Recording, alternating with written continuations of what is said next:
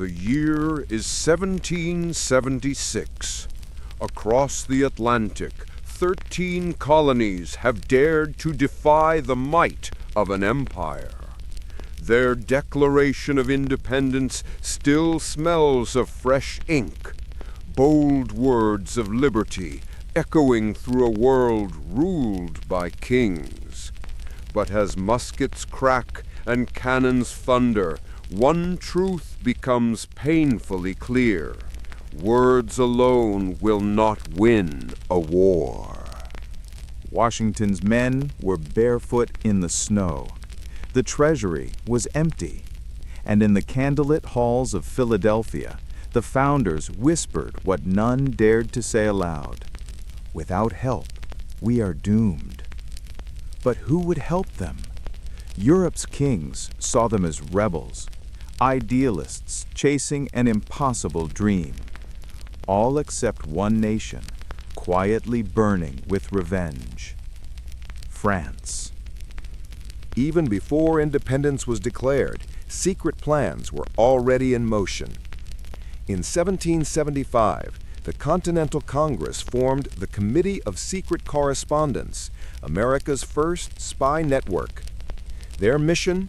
Find a European ally willing to defy Britain.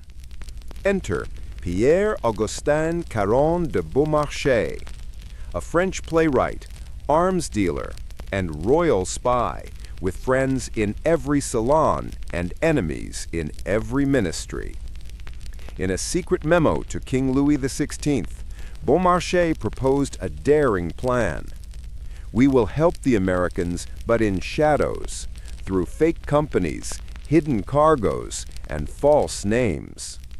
And so, Rodrigue Hortalez and Company was born, a front company to smuggle muskets, Gunpowder, and hope across the sea. To make the plan work, America needed a man in France. That man was Silas Deane, a merchant turned secret envoy. He sailed under a false name, carrying letters in code, risking his life to secure a lifeline for the revolution. Paris was a web of spies and informants. Every word, every handshake could mean betrayal or alliance. Yet Deane persisted, convincing bankers, merchants, and nobles to aid a nation they had never seen. His mission laid the foundation for what would soon become history's most unlikely alliance. Late in 1776, a new figure arrived in Paris, Benjamin Franklin. At 69, the inventor, philosopher, and rebel became the face of the American cause.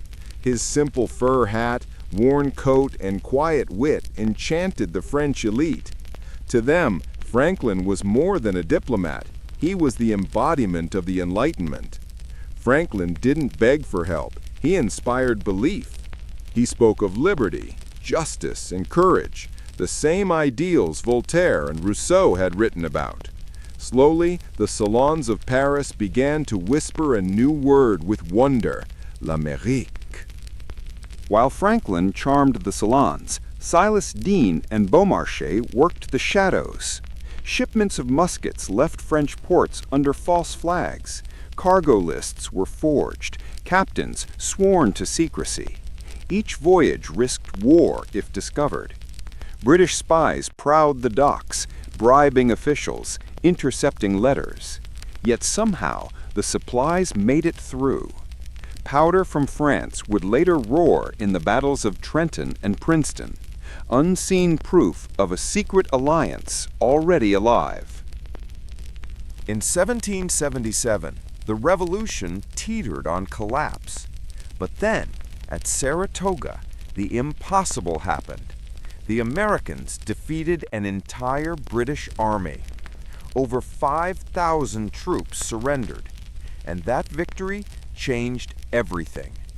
France finally saw proof that America could win. And now, King Louis XVI was ready to gamble, not in secret, but in the open. February 1778, the Treaty of Alliance is signed.